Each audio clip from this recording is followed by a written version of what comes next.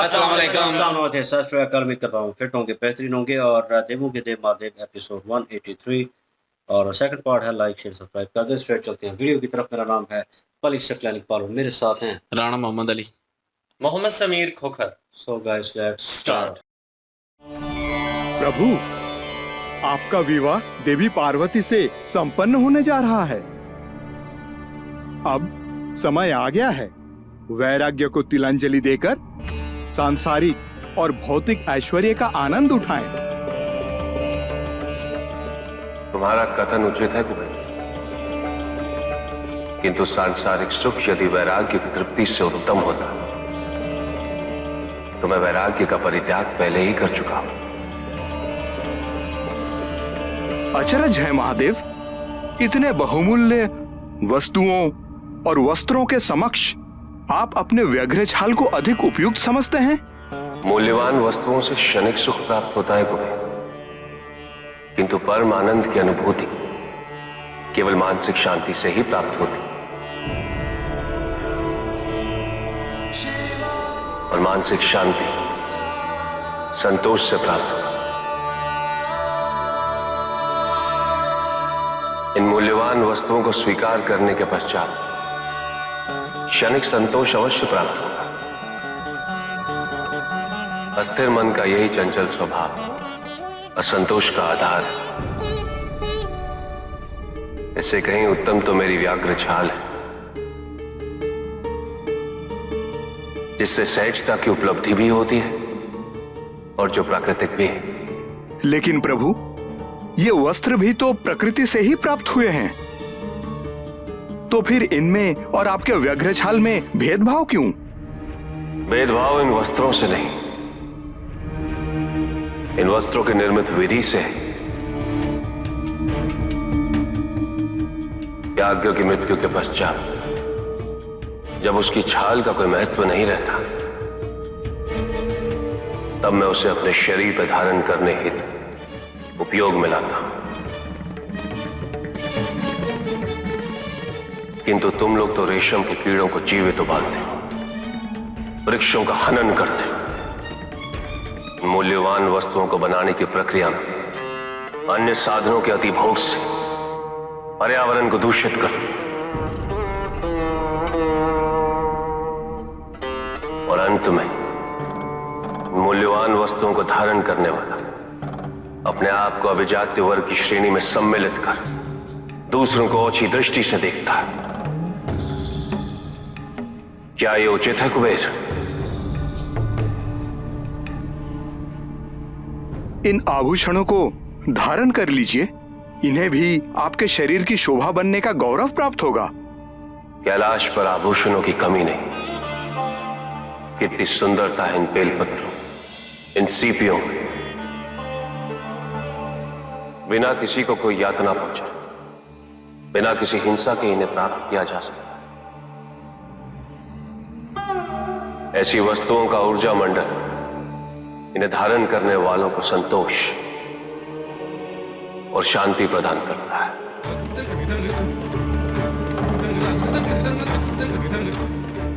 आपकी महिमा अतुल्य है महादेव। आज आपने हमारी आंखें खोल दी।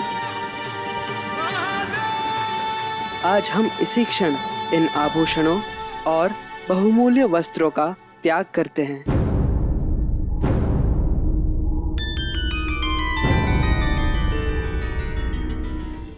कुबेर के वश में तो नहीं आए महादेव। और कौन है जो महादेव के विचारों को परिवर्तित करने में सक्षम है? मैं उन्हें अपने साथ ही लेकर आया हूं। प्रभु, वैवाहिक जीवन की लालसा में वस्त्र और आभूषण के पश्चात सबसे बड़ी लालसा होती है आश्रय। संसार को वास्तुशिल्प का ज्ञान विश्वकर्मा द्वारा ही प्राप्त हुआ है। विश्वकर्मा महादेव को भवन में रहने का महत्व समझाएंगे, निवास की सूक्ष्मताओं से उन्हें अवगत कराएंगे। जैसे ही महादेव ने भवन में प्रवेश करना स्वीकार कर लिया, वैसे ही समझ लीजिए सांसारिकता में महादेव का प्रवेश हो गया। उत्तम विचार है नारद तुम्हारा। विश्वकर्मा का चुनाव उचित होगा प्रभु। निस्संदेह विश्वकर्मा अपने उच्च विचारों से किसी को भी प्रभावित कर सकते हैं। आप सबकी सहमति है तो ऐसा ही हो। महादेव के विचारों को परिवर्तित करने का, उन्हें मुख्य धारा में लाने का प्रयास तो करना आवश्यक है।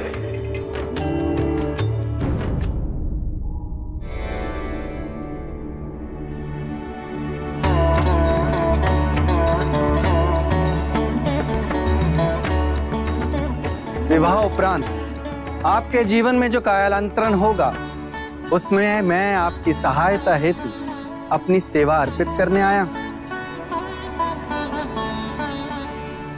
कैसी सेवा विश्वकर्मा?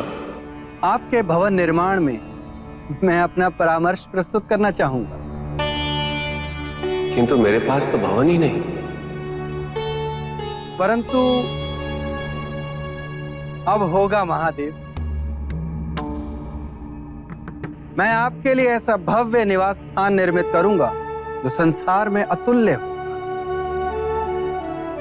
जब इतने विशाल गगन का छत्र हम सब पर विराजमान, तो भवन की क्या आवश्यकता है विश्वकर्मा? प्रकृति के संरक्षण में रहना सबसे उत्तम।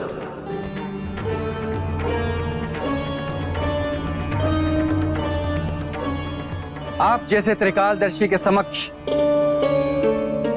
कोई भी विचार प्रकट करने में संकोच हो रहा है, परंतु मेरे भीतर विराजमान भवन शिल्पी मुझे प्रेरित कर रहा है प्रभु। भवन का गुण प्रतिपादन करने के लिए सर्वप्रथम ऋतुओं के परिवर्तन से जो क्षति मनुष्य के शरीर को पहुंचती है, भवन उसमें उसकी रक्षा करता है। नंदी, शरद ऋतु में हमें ऊष्मा कहां से मिलती? नीचे स्थित स्मशान से महादेव। वर्षा से हम अपनी रक्षा कैसे करते? कैलाश के कंदरों और कोह में शरण लेकर।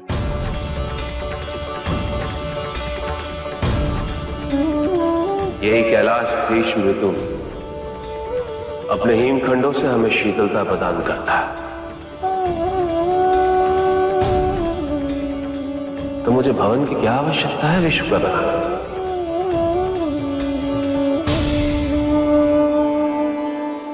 भवन की द्वितीय आवश्यकता व्यक्तिगत जीवन के लिए होती है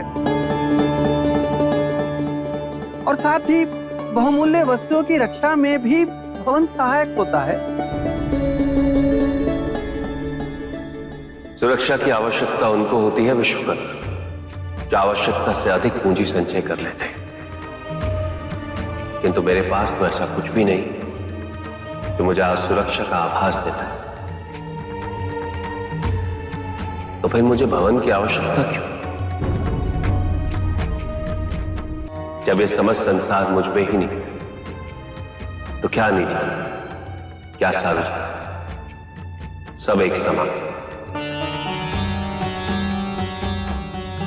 आपके द्वारा बनाए प्रत्येक भवन की एक अवधि होती है, इसे पार करने के पश्चात वो प्राचीन हो जाते हैं, सब नश्वर। किंतु प्रकृति इसके विपरीत अपनी भंगिमाओं से नवीन होती जाती है। यदि प्रकृति से उत्तम कोई आश्रय है तो बताइए, मैं शीघ्र वहां वास करने हेतु चला जाऊंगा।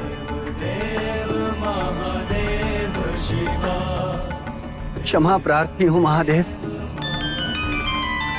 अपने सतही ज्ञान हेतु आज आपने कला की कालवनी और भवन की नश्वरता का गूढ़ रहस्य का वर्णन कर मुझे ज्ञानोदित कर दिया। आपका महादेव से सहमत होना हम सबके हित में है।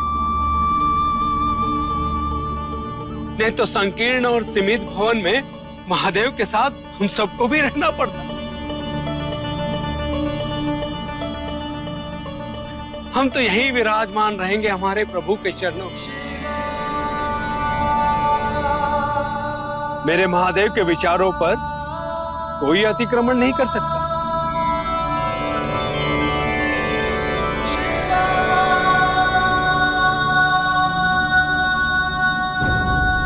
जी ऋषिनाथ की तरफ से जो है उनको बुलाया गया और वो वस्त्र दे रहे, मैंने लास्ट पार्ट में भी बताया वो चीज़ें जिस तरह कर रहे थे, और वो उनको एक किस्म का ज्ञान दे रहे कि वस्त्र जो हैं वो ज़रूरी हैं, और वो कह लें कि शादी का माहौल है और उन्होंने वो वस्त्र जो हैं वो पहनने हैं, गहने, और वो जो है वो यूज़ करना है। तो उन्हें बता रहे थे, उन्हें समझा रहे थे, लेकिन उसी दौरान शिव जी ने जिस तरह डिस्क्राइब किया चीज़ों को, और कि मतलब आप ये सारे वस्त्र जो है ये पहनते हैं और इनको बनाया कैसे जाता है, ये किस चीज़ों से, और मतलब जैसे रेशम के कीड़े का ज़िक्र हुआ और वो सारी चीज़ों का, कि उनके थ्रू आप उन्हें यूज़ करते हैं, उनको मारते हैं, और उसके बाद आप जो है, और जब वो पहनते हैं आप वो कपड़ा, वो वस्त्र जो है पहनते हैं, और आप में वो अकड़ और वो गुरूर जो है वो जन्म लेता है। तो यहाँ पे तो मुझे ये जो है वस्त्र जो है चाहिए नहीं, वो बेल पत्थर और उन चीज़ों का उन्होंने ज़िक्र किया, और उस जो उन्होंने खुद पहनना होता है खाल जो है उसका ज़िक्र किया कि जब वो उसकी मृत्यु हो जाती है तो उसका जिस्म जो है वो ज़ाया हो जाता है, तो मैं फिर उसकी खाल जो है उसको यूज़ करता हूँ। तो मतलब आप मेरा यूज़ करना और आपका यूज़ करना उसमें अंतर है। आप जो है चीज़ों को खुद अपने हाथ से उनकी मृत्यु करते हैं, मतलब उनको मारते हैं, उसके बाद उसमें से वो चीज़ हासिल करते हैं और ये वस्त्र जो है तैयार होते हैं। और वो भी इनका कहने कि देव ऋषि नारद और विष्णु जी का तजर्बा जो है कामयाब नहीं हुआ, और फिर सोच विचार के लिए वो उनके पास गए और फिर रिक्वेस्ट कर रहे हैं कि जो है अब ये भी अमल जो है वो काम नहीं आया शिव जी के सामने, उनके पास ज्ञान है तो उनको तो लाना तो पड़ेगा। विष्णु जी भी कह रहे हैं ये करना तो पड़ेगा हमें, ये ज़रूरी है। तो उन्होंने एक और जो है, अब नाम मुझे, विश्वकर्मा जो है वो ज्ञान के मेरे ख्याल में है, तो वो उनको लेके आए कि इनके थ्रू जो है ज्ञान नहीं है, वो भवन शवन बनाना नहीं ना, सजाने घर के, तो वो भी उनको समझाने की कोशिश कर रहे हैं घर को लेकर कि क्यों ज़रूरी है और किस तरह, जिस तरह उन्होंने नंदी महाराज जी से सवाल किया, तो जब सवाल हो रहे थे तो उस दौरान नंदी महाराज से उन्होंने पूछने, खुद नहीं बताया, नंदी महाराज से पूछ रहे थे कि धूप आती है और बारिश आती है तो किस तरह हम बचते हैं, तो उन्होंने कहा कि ये पहाड़ों में गार बने हुए हैं दरख्तों के थ्रू। तो मतलब ये है कि उन्होंने जो नेचर की चीज़ें थी उनको जो है अपने नज़दीक समझा, और क्योंकि वो वहाँ पे रहते हैं कैलाश में तो उनको वो प्रिय है, उनको उन्हें लगा कि घर बनाने की ज़रूरत नहीं है, लेकिन वो जो सामने खड़े थे ज्ञान कह लें कि विश्वकर्मा जो है वो उन्हें घर के, क्योंकि वो क्या नाम है, पार्वती जी को उन्होंने विवाह करना है उनके साथ, तो वो रस्में जो है दुनिया के हिसाब से घर होना चाहिए, और वो सारी चीज़ें जो है क्योंकि वस्त्र भी लेके आए उनके लिए, वही रस्में जो हैं उनके ऊपर वो चीज़ें अप्लाई करना चाह रहे हैं, तो वो उन्हें समझाने की कोशिश तो अपने तौर से पूरी कर रहे हैं, लेकिन एट द एंड हार मान ली उन्होंने, क्योंकि शिव जी उनके सामने तो वो बात नहीं कर सकते, लेकिन जिस तरह उन्होंने डिस्क्राइब किया चीज़ों को, हर चीज़ का जवाब दिया, तो वो कह लें कि लाजवाब हो गए उसके ऊपर, उन्होंने भी उनको मान लिया। जी बिल्कुल जी, विश्वकर्मा जो है वो चाहते थे कि खूबसूरत एक भवन तैयार करके दूं, और वो भवन ऐसा हो कि संसार में और किसी का भी भवन उस तरह से आलीशान ना हो। लेकिन शिव जी ने यहाँ पे मना कर दी, उन्होंने कहा कि इतने बड़े आसमान के नीचे भवन की क्या जरूरत है, नीली छतरी है ना लगी हुई, यही काफी है। तो उन्होंने कहा कि बात तो सही है, आपके सामने बेशक ज्ञान देना कह लें कि शर्म महसूस होती है, लेकिन क्या करें, मेरा ये कर्म है और मैं ये चाहता हूँ कि आपके लिए अच्छा सा भवन तैयार करूं। फिर नंदी महाराज जो है उनसे उन्होंने सवाल इसलिए किए क्योंकि वो बताना चाहते थे कि मेरे जो साथ रहने वाले व्यक्ति हैं इनको भी इन सारी चीजों का ज्ञान पता है कि कौन कौन सी जो चीज है वो हम अगर नहीं करते तो क्यों नहीं करते, और कौन कौन सी चीज है जो संसार वाले करते हैं और उनके बगैर भी हम उसी तरह से जिंदगी गुजारे हैं। वो कह रहे थे कि अगर संसारी ये सारी चीजों से ही जुड़ना है तो फिर मुझे वैरागी होने की क्या जरूरत थी, मैंने इन सारी चीजों का त्याग किया और विरागी बना, तो अब विराग को छोड़ के तो फिर दोबारा से उन्हीं चीजों में आऊं, ये संभव नहीं है। इसलिए इन्हीं चीजों में मैं पार्वती जी जो है उनको वो लेकर आना चाहते हैं कैलाश पर्वत पर, और वो भवन नहीं चाहते बने, लेकिन सारे चाहते हैं कि भवन बने। और वस्तु जो थे वो भी उन्होंने रिजेक्ट कर दी, उन्होंने कहा इन चीजों की भी जरूरत नहीं है। बिल्कुल जी, वस्तु का जो है वो कह रहे थे कि आप जो है रेशम के कीड़ों को उबाल के जो कपड़े बनाते हैं उनमें आप अकड़ फिर करते हैं तो उसमें सुकून नहीं है। तो लेकिन जो मैं जो है वो वस्तु जो है वो धारण करता हूँ अपने शरीर पे, वो जो है वो मतलब कि ख़त्म हो जाता है जानवर और उसकी खाल किसी काम की नहीं रहती, और उसके बाद जो है वो मैं पहनता हूँ और मुझे मानसिक जो है वो सुकून मिलता है और संतोष प्राप्त होता है। तो उस वजह से जो है वो ये वाले ठीक है। तो वो चीज़ें जो है उन्होंने रिजेक्ट कर दी, उनकी जो कप वस्त्र जो पहनने वाली बात थी उनको रिजेक्ट कर दिया, कुबेर जी को रिजेक्ट कर दिया, और वो जो है वापस जो गए हैं विष्णु जी के पास, क्योंकि विष्णु जी भी कोशिश कर रहे हैं, श्री नाराज जी भी कोशिश कर रहे हैं कि ये इन चीज़ों को अपना लें, वस्त्र और भवन वगैरह इन चीज़ों को अपना लें। लेकिन वो जो है वो शिव जी ने उनको इतना मतलब कि कहा। उसके बाद जो आए हुए थे 7 दास जिन्होंने उठाए हुए थे, वो जो है वो कहते हैं कि हम भी त्याग करते हैं और हमें जो है वो अपनी जो गलती है उसका भी जो है एहसास हो चुका है, और तो उन्होंने भी त्याग कर दिया वस्त्रों को। तो उसके बाद जो है वो बुलाया गया अपना विश्वकर्मा को, और उनके थ्रू जो है वो भवन बनाने की जो है वो उस पे जोर दिया गया। तो वो उनको बनाने के लिए गए हैं, लेकिन उनको भी अपने ज्ञान से जो है वो रिजेक्ट कर दिया, और वो भी जो है वो लाजवाब हो गए, विश्वकर्मा जी भी। तो अब क्या मतलब हर बार आजमाते हैं श्री नाराज जी और विष्णु जी, वो देखने वाला होगा। लेकिन ये है कि अभी तक दोनों को जो है वो मतलब हार के सामना करना पड़ा है। जाहिर है दोनों को हार के सामना करना पड़ा है शिव जी के सामने बिल्कुल। और शिव जी के ज्ञान के सामने। तो वो लाजवाब हो चुके हैं। अभी आगे देखते हैं जी आगे कौन सा जवाब हर बार जो है आजमाया जाता है। तो प्लीज डू सब्सक्राइब और इंशाल्लाह मिलते हैं नेक्स्ट वीडियो में। अपना ख्याल रखिएगा, दुआ में याद रखिएगा। तब तक के लिए अल्लाह हाफिज, पीस।